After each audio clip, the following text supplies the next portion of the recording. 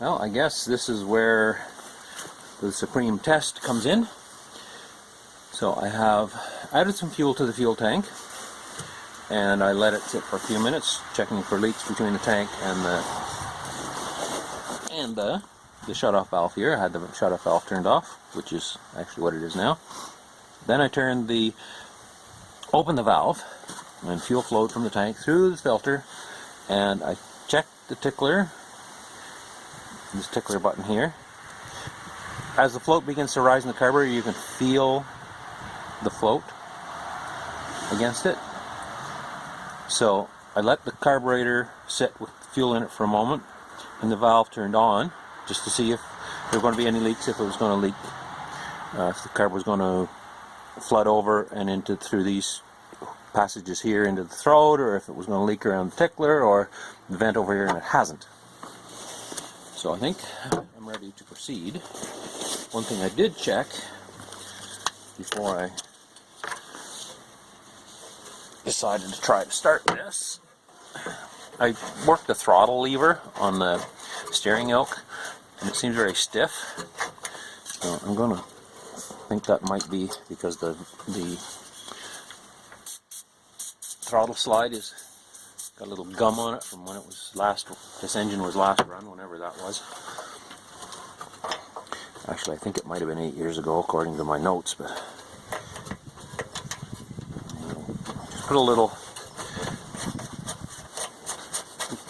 penetrating oil on that throttle slide to make sure it wasn't going to stick. We don't want the throttle to stick open while we're doing this, that's for sure. Actually, I think it's the cable. It's a little slow to return, but I'll be working the cable actually by hand here. I won't use the throttle lever because I want to be right close here. Now, I'll just take some of the stuff off of the Penguin before we start here. Shouldn't need the screwdriver. Well, if I do, I'll reach for it. Okay, so I'll turn the fuel back on here. Now, we can see that the throat of the carburetor is dry here. I hope you can see that in the image. So what I'm going to do is I'm going to push the tickler button down until I see fuel in the mouth of the carburetor here. There's a little bit of fuel. Okay, now I'm not going to start this with the air filter off of it. It shouldn't be run with the air filter off it. It could possibly backfire. And on the air filter there's a tab here that goes into the tab on the throat of the carburetor. So if I can get that lined up and the clips out from underneath there we go. Just snap those clips in. And we'll see what happens. Let's see, I guess I'll close the choke, if it will. And we'll turn the key. We'll have a generator light. We'll see what happens.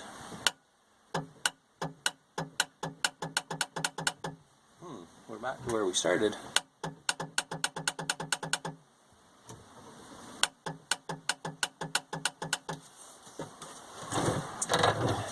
Feels like weird. Brush is not making contact. Well, I'm going to try something. Put Penguin in gear. Key off. Penguin in gear. Shifter is really stiff. That's a mission for future. I'm going to put it in second gear here.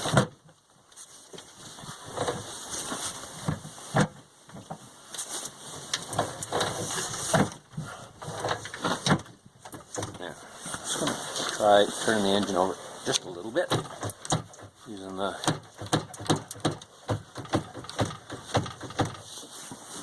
wheel.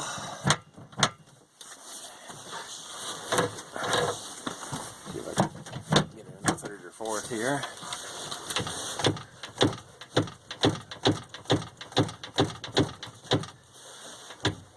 Now I certainly hope the engine hasn't gotten stuck again after all that work. But it wasn't perfectly dry when I put it together.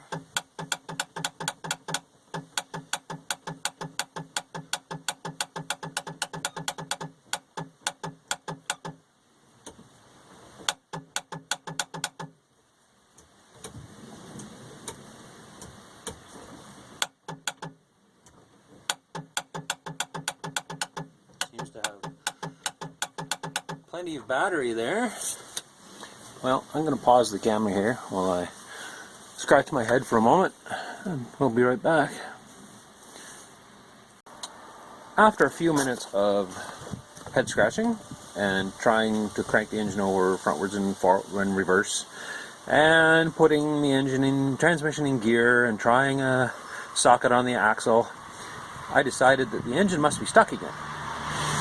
Well, since it's below freezing, and you can see it's snowing here today, I thought, well, maybe some water's gotten in here somewhere and frozen, and that's why the engine won't turn over. So I tried a very low-tech method of warming the engine up. I took some plastic pop bottles, filled them with hot water, and carefully poured them on the engine, hoping the aluminum would absorb some of the heat, and maybe wherever the water was close enough to it that it would thaw it out enough to make a difference. I tried that, tried the key a few times, no difference, so I took my heat gun, tried warming up this housing a little bit, down and under here in the chain case, thinking maybe water's gotten in the chain case. But anyway, after that, and a little bit of playing with the key, it's cranking over. So I'm going to give it some more fuel here.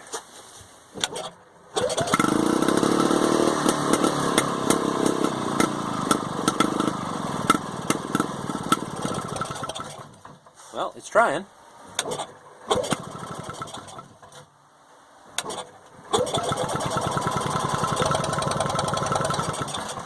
Oh yes, I turned the fuel off. I better turn that back on. Okay. Click your button, key.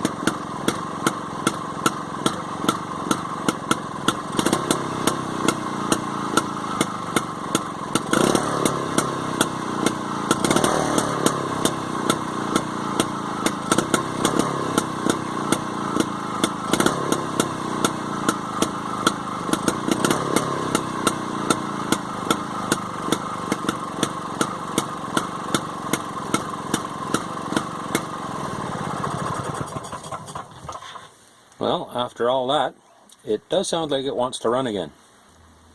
The engine was, of course, running in forward. Never thought to check it in reverse. And when it was running there and not very well, I was playing with the tickler and the throttle slide to keep it running.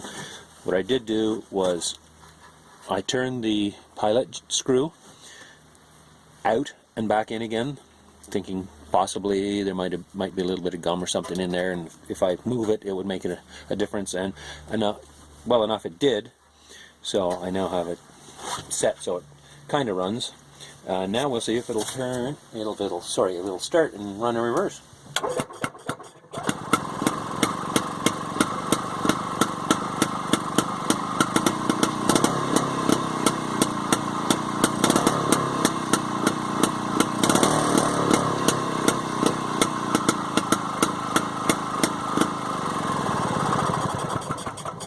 So that, I believe, was reverse.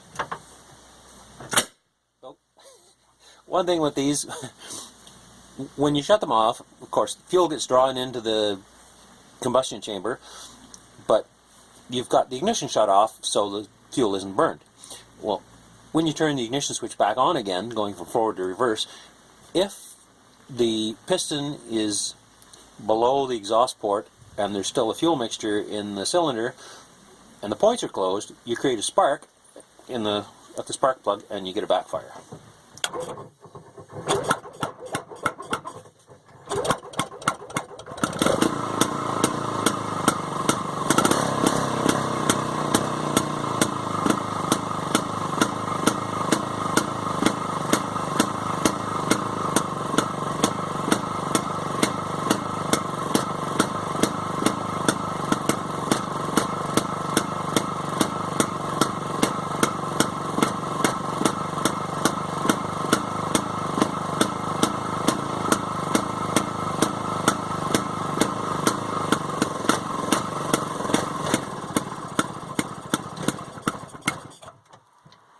That's actually reverse. I put it in gear and let the clutch out. It's in reverse.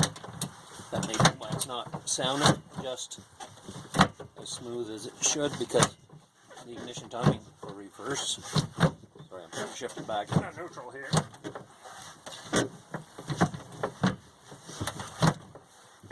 Neutral indicator light saying we're in neutral, but we're oh, maybe there. Okay, try it forward again.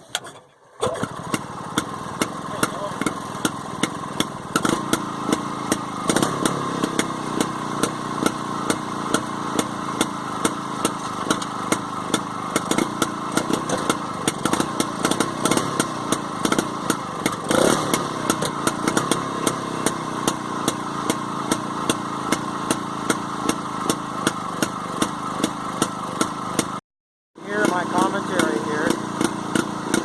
But as the engine's running, I've noticed some rusty water here by the fill plug for the primary chain case.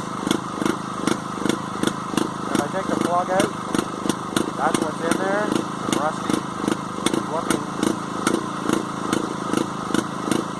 stuff. So I think I found where my water was that was frozen. Keep the engine from turning over.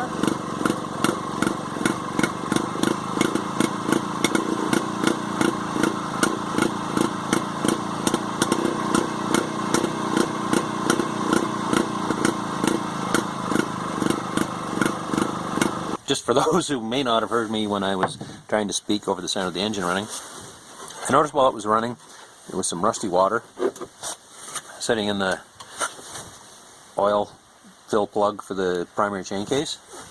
So I removed the plug while it was running. I don't know if you may have been able to see, or maybe not. What I saw when I took the cover off was rusty water. Rusty, frothy, oily water. So that's where the water was that was keeping the engine from turning over today. Now this is the only day I've been working on it where it's been below freezing. So I'm sure that's not what was causing the engine from keeping the engine from not rolling over when I started doing this in June. So now I'm going to have to clean that chain case out,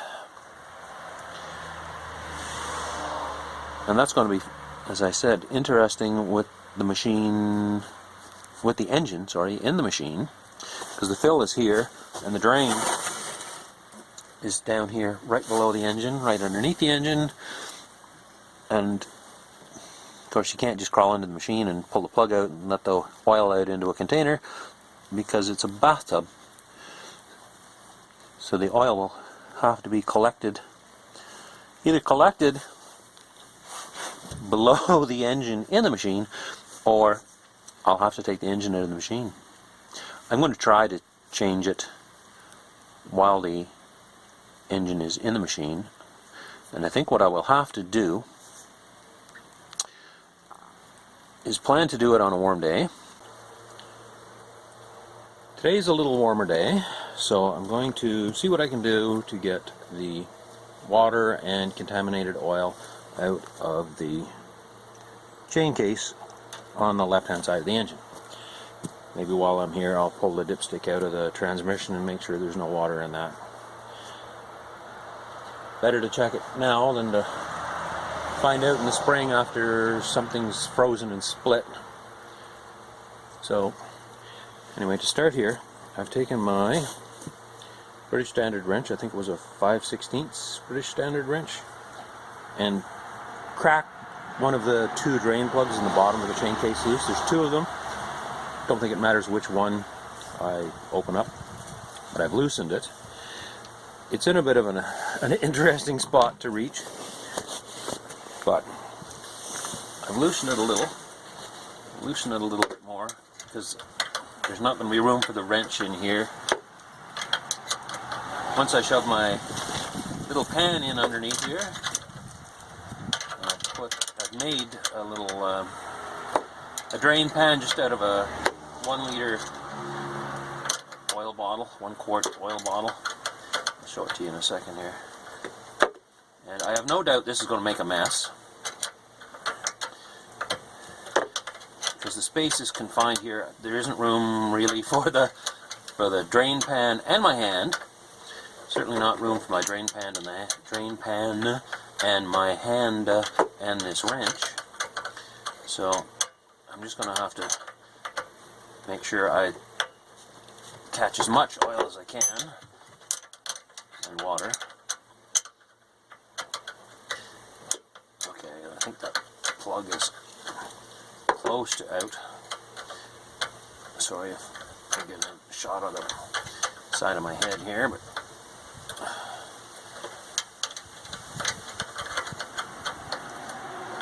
okay.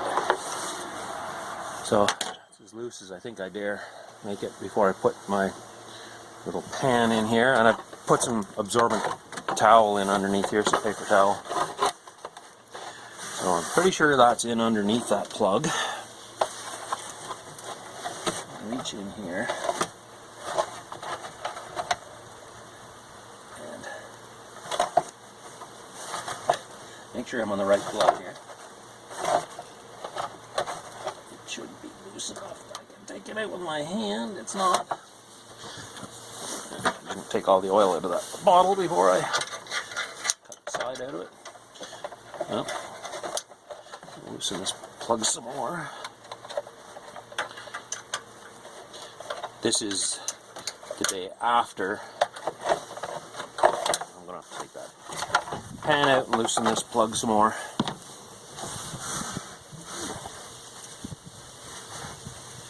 I was thinking of taking the check plug out of the side of the chain case first, but that's not on the bottom of the chain case, so I wouldn't get any water out unless there's a lot of oil in this, and I don't think there is a lot of water. There's definitely more water than there should be. Okay, see if I can loosen that. My fingers from this angle I can. Pan back in, and it's on top of the support rods, the bearing housings through there. Of course it turns a quarter turn on my fingers and then it stops.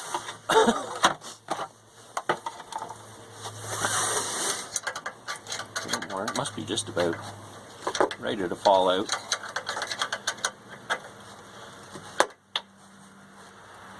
Okay. I think maybe this time. We'll try.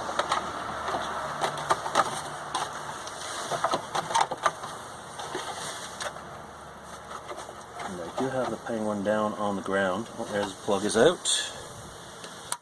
Yeah, and there's watery looking goop coming out of it.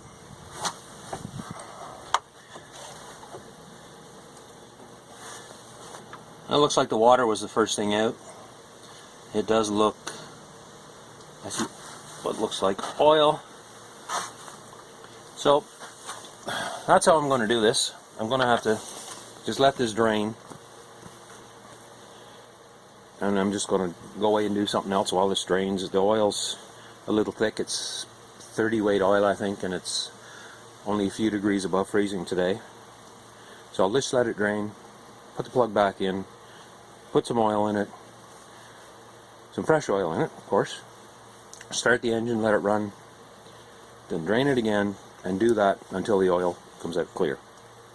At least now I'm pretty sure I've got the water out, but I want to make sure the oil's just looks like oil. There's no frothiness to it or rust color to it, which might take a few changes of oil to do that. Again, this would be a lot easier to do with the engine out of the machine. I could take that side cover off, wash it down with solvent or something, and make sure everything was good. But I'm just doing this kind of in a rush to get the water out, and I'll do my best to get all of the water out before it gets too cold here for the water to flow. Anyway, besides that, what else did we find when we got this running? We found that the generator light is staying on, so I'm going to have to look into the voltage regulator, I believe, in the control box here. Also found the shift linkage to be very stiff, so I'm not sure if that's the pivot on the shift handle where the rod goes into the shift handle, or if there's an issue in the transmission. But actually, I said I was going to pull the dipstick out of the transmission, so I will pull that out right now. I'm just going to move these wires a little bit out of the way here. The dipstick is here. When you say the dipstick is the guy holding the screwdriver.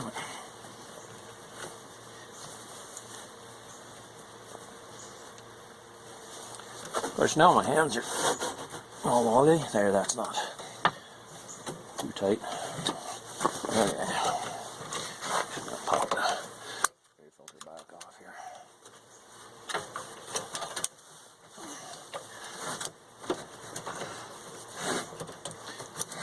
Get the air filter out. There. The dipstick's a little easier to get at with the air filter out of the way. We hope to find on there is nice, clean, clear oil, and we do. So I don't think there's any water in the transmission, which is good. Not sure how the water got into the chain case. The only real opening is in the vent of the fill plug here, but there must be another way in for the water. And the water, I'm not sure what level it was at, but it must have got in the engine compartment of this Penguin, obviously, and sat long enough to seep in where it didn't belong. But so our transmission doesn't have any oil in it that we can see. Chain case is draining. Voltage regulator, generator cutout will have to be checked at some point, and the shift will have to be freed up. But the engine is unstuck and it runs forward and reverse, which is kind of what the goal was. So the rest will have to be done at a later date, but for now, that's about it, I think. Well, before I sign off, so to speak, for this video, I'm just going to have a look at what came out of the chain case. There is some oil in there, but for the most part it's rusty water, so I'll dump that out, put the drain plug back in, put some oil in, run the engine, and repeat this until the fluid that comes out of the engine looks a lot more like oil than this does. Anyway, thanks for watching, and I hope to return before too long, showing you what I discover on the generator light issue and the shift issue, but I'm not sure when that will be. Yeah, thanks for watching.